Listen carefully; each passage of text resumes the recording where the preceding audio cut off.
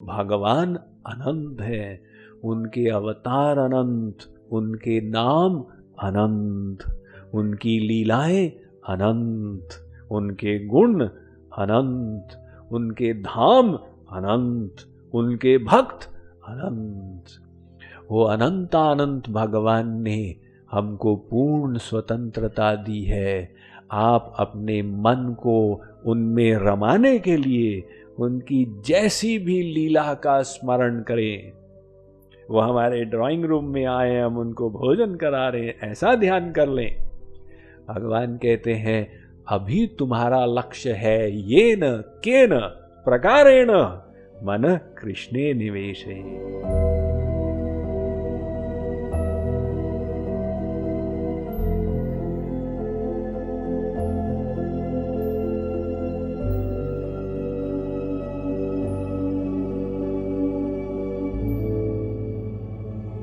आप आंख बंद करके अपने पिताजी का ध्यान करने का प्रयत्न कीजिए। दो समस्याएं आएंगी। पहले तो पिताजी को इतने ध्यान से देखा नहीं, वो नाक एग्जैक्टली कैसा है, आंख एग्जैक्टली कैसे है, और देखा भी है तो आप आंख बंद करके एग्जैक्ट ट्रू कॉपी वो छवि ला ही नहीं पाएंगे। आप कोई पारंगत आर्टिस्ट तो है नहीं। और जब गड़बड़ हो गई, आपने नाक टेढ़ी बना दी, तो फिर वो पिताजी का ध्यान तो रहा नहीं, वो किसी और का हो गया। लेकिन भगवान क्योंकि भावग्राही है, वो भाव को देख रहे हैं। अब भाव जो है, आप विष में मीराबाई ने भाव बना लिया था।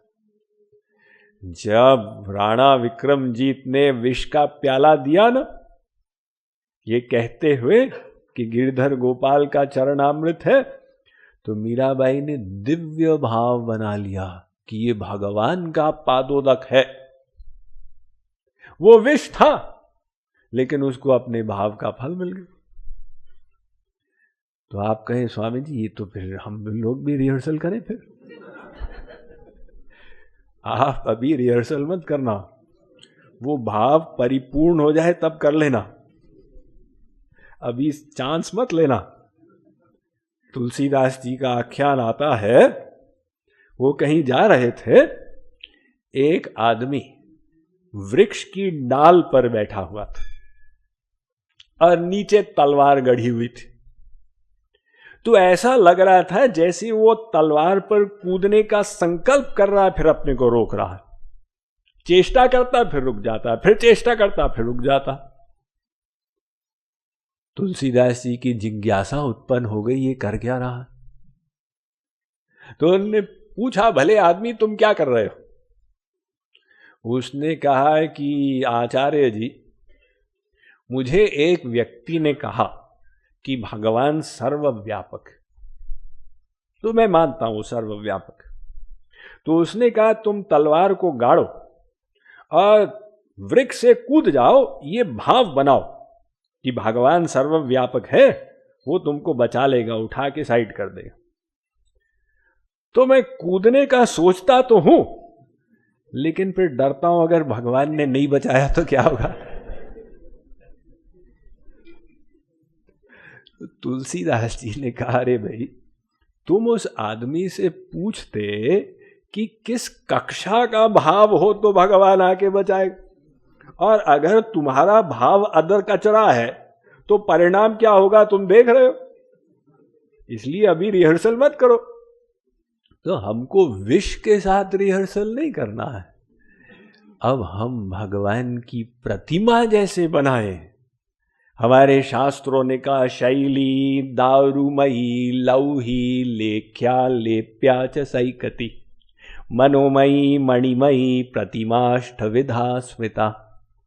ये 8 प्रकार की मूर्ति, पत्थर की, लकड़ी की, पेंट की, मणियों की, लोहे की, विभिन्न धातुओं की इत्यादि, एवं मन की बनाई हुई प्रतिमा। अर्थात आप मन से ही भगवान की प्रतिमा बना लीजिए और उसी का ध्यान कर लीजिए।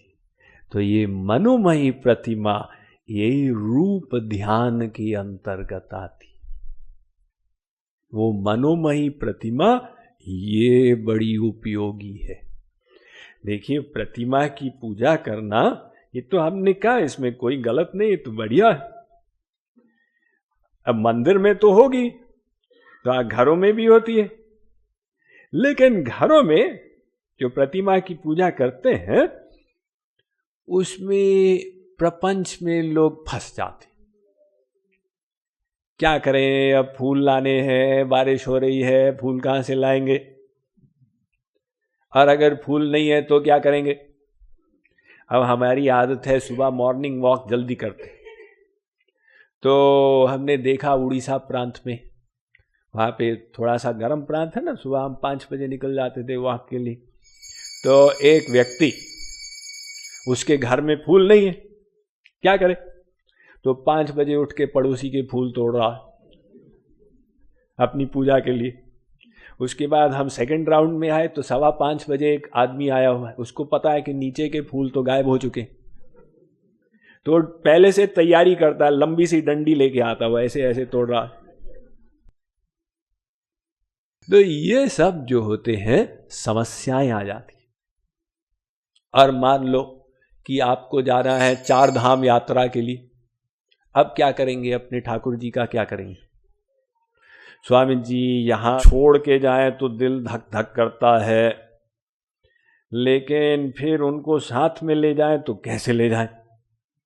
आजकल ये एयरलाइंस तो एक ही चेक इन अलाउ करती हैं, अब उसी में हम अपने जूते भी रखें, ठाकुर जी को भी रखें तो गड़बड़ है। और अगर हम ट्रेन से जाएं तो फिर वो सूटकेस को कहाँ रखें, नीचे रखें तो हम भगवान के ऊपर बैठें क्या। और बाई चांस अगर सूटकेस मिसप्लेस हो गया तो ठाकुर जी मिसप्लेस हो गए, प्रॉब्लम हो गई ना। तो ये वर्तमान जो कलयुग है इसमें ये कठिन मार्ग हो गया। तुलसीदास जी ने लिखा ना, यही कली कालन साधन दूजा, योग यज्ञ जप तप व्रत पूजा। इस कलयुग में सब कठिन। फिर राम ही सुमिरिय गाहिय राम ही, अब मन से ही स्मरण करो, मन से ही ठाकुर जी को लाओ, मन से ही पूजा करो, मन से ही स्नान करो, मन से ही भोग लगाओ, ये सब मन से करते चले जाओ। ये मानसी सेवा हो गई। वो मानसी सेवा बहुत तीव्र फल देगी। मानसी सेवा का फल जो होता है वो शास्त्रों में उसका उल्लेख है। एक ब्रह्म वैवर्तक पुराण में कथा है, एक ब्राह्मण था निर्धन, उसके पास पूजा करने के लिए धन भी नहीं था, तो ध्यान ही करता था। तो अपने ठाकुर जी को सामने लाता था, मन से वो भोग लगाता था और मन से स्नान इत्यादि कराता था, श्रृंगार करता था, मालाएं अर्पित करता था, वस्त्र पहनाता था, सब मन से करता चला जाता था। तो कई साल निकल गए, उसका अभ्यास और गहन होने लगा। ऐसी अवस्था आ गई उसको लगे कि ये वस्तुएं उसके सामने प्रत्यक्ष हैं, ये थाली भी प्रत्यक्ष है, भोग सामग्री भी प्रत्यक्ष है, ऐसी अवस्था आ गई। तो एक दिन, ये वेद व्यास द्वारा लिखित कथा है, ब्रह्म वैवर्तक अष्टादश पुराण के अंतर्गत, एक दिन वो मन ही मन खीर का भोग लगा रहा था भगवान को। तो उसने वो खीर को गर्म किया था और दूध को पका रहा था, चावल डाले और थोड़ा केसर, इलायची इत्यादि। तो लास्ट में उसने सोचा जरा चेक तो करें भाई ज्यादा गर्म न हो। अब कभी कभी लोग गर्मा गर्म परोस देते हैं ना, तो खाने वाले की जिह्वा जल जाती, तो भगवान को देंगे तो टेम्परेचर राइट होना चाहिए। तो उसने अपनी उंगली डाली। अब नारायण को वैकुंठ में बैठे बैठे मजाक सूझा, उसने ध्यान में अपनी उंगली डाली, तो नारायण ने उसकी वास्तविक उंगली जला दी। अब जब उंगली जल गई तो ध्यान भंग हुआ, उसने आंख खोली और देखा अरे भाई उंगली जली हुई। तो नारायण ने उसको वैकुंठ बुला लिया, उसको भगवान के दर्शन हो गए। लक्ष्मी से नारायण ने कहा इससे पूछो इसकी उंगली कैसे जली। उसने कहा ऐसे ऐसे मैं ध्यान कर रहा था और उंगली जल गई और अब आपके दर्शन हो गए। तो वो कथा इसलिए डाली गई कि ये मानसी सेवा अधिक तीव्र गति से फल देगी। और फल क्या? फल यही तो कि हमारा प्रेम बढ़े, हमारा मन लगे। अब वो ऑटोमेटिक लगेगा। अगर आप ये ध्यान कर रहे हैं कि मैं श्री कृष्ण के चरण दबा रहा हूं, उनको पंखा कर रहा हूं, तो 100% आपका प्रेम बढ़ेगा। ऐसा न बढ़े ये हो ही नहीं सकता। तो ये मानसी सेवा का यानी मनोमयी प्रतिमा का प्रभाव। तो इसीलिए ये भगवत ध्यान के विषय में हमको ये स्वतंत्रता दी गई कि आप स्वेच्छा से भगवान का रूप बनाइए। और ऐसा भी नहीं कि एक आर्टिस्ट है, उसने बढ़िया बढ़िया श्री कृष्ण का ध्यान किया तो उसको बढ़िया बढ़िया भगवान मिलेंगे, और दूसरा बेपढ़ा लिखा है, उसने रद्दी रद्दी श्री कृष्ण बनाए तो उसको रद्दी रद्दी श्री कृष्ण मिलेंगे। श्री कृष्ण कहते हैं वो कोई मतलब नहीं है, हम तो केवल भाव देख रहे हैं, और तुम भाव को जब वहां तक लाओगे तो हम उसकी पुष्टि करेंगे अपनी शक्ति से और उसको परिपूर्ण कर देंगे। तुम्हारा काम है बस साधना करके माम एकम शरणम व्रज की अवस्था तक आना, ये तुम्हारा काम। उसके आगे का काम ये हमारा है। तो ये रूप ध्यान बिना भगवान को देखे भी हो सकता। अब कोई कहे स्वामी जी वो मंदिर में जो श्री कृष्ण की मूर्ति है, प्रतिमा है, विग्रह है, उसका हम ध्यान कर सकते हैं? जरूर कीजिए। वो हमारे पड़ोसी के घर में श्री कृष्ण की एक छवि है, वो हमको ऐसे आकर्षित करती है, क्या हम उसका ध्यान कर सकते हैं? जरूर कीजिए। लेकिन एक करेक्शन कीजिए। देखिए वो मूर्ति और वो तस्वीर ये जड़ है, चेतन नहीं है, जड़ है।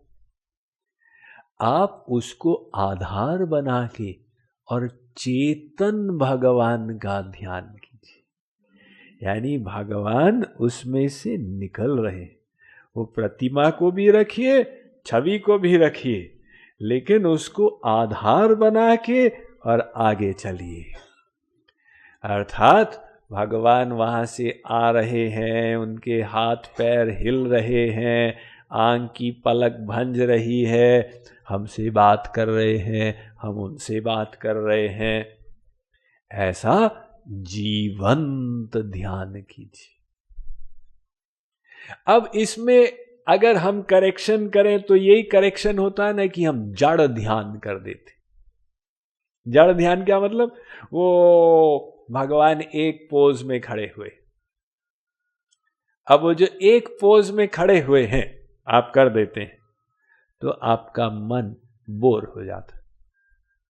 ये मन का स्वभाव है, वो वैरायटी चाहता, मन का नेचर है। तो आप जब मन के नेचर के विपरीत उसको लगाना चाहते हैं, मन वहां पर आलस्य युक्त हो जाता है, बोर हो जाता है। इसलिए तो फिर वो ध्यान करते करते लोग सो जाते हैं।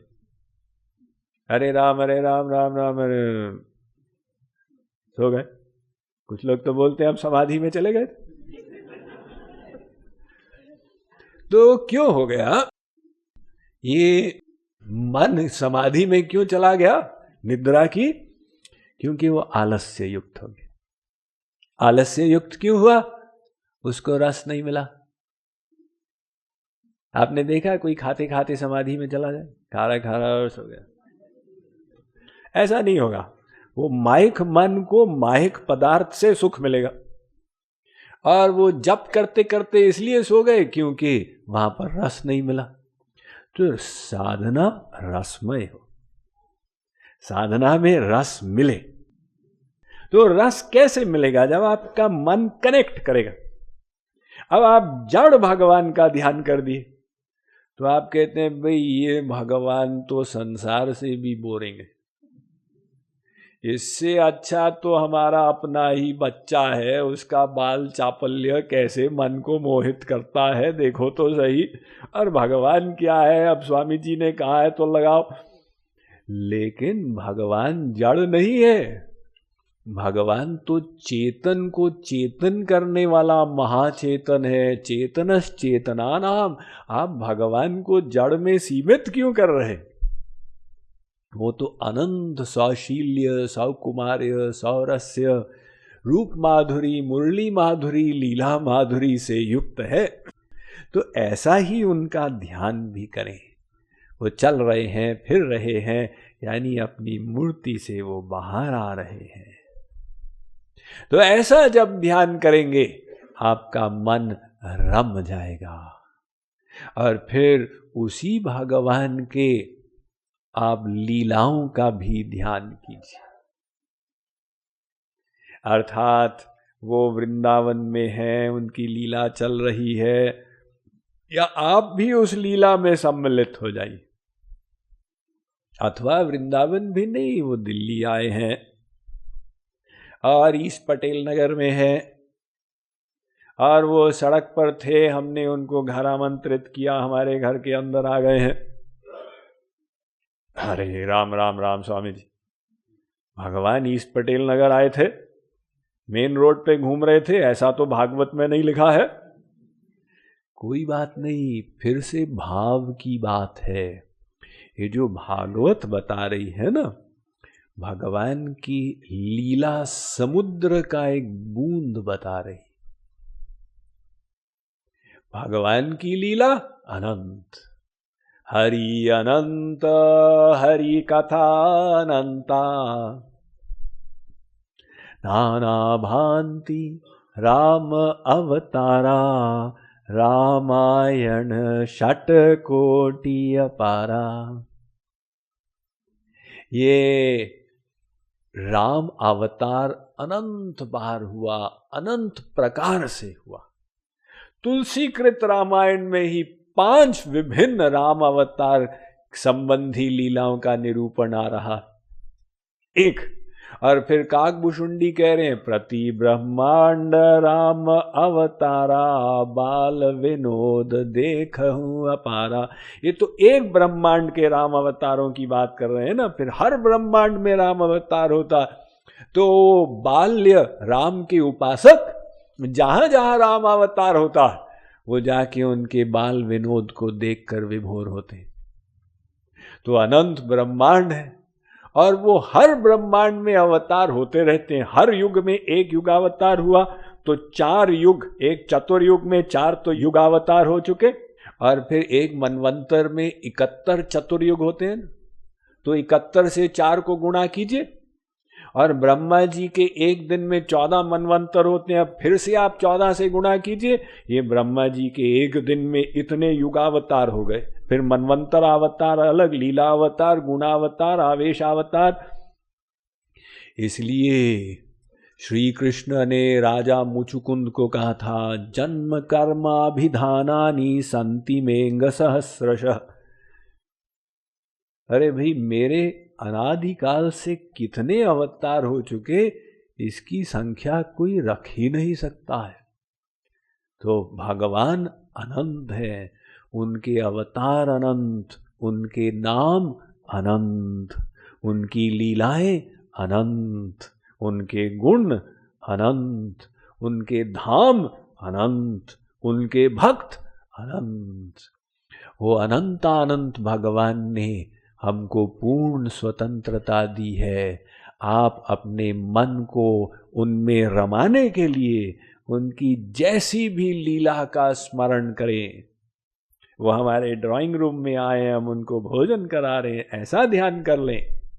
भगवान कहते हैं अभी तुम्हारा लक्ष्य है ये न के न प्रकारेण मन कृष्णे निवेशयेत। किसी भी प्रकार से मन को भगवान में लगाओ,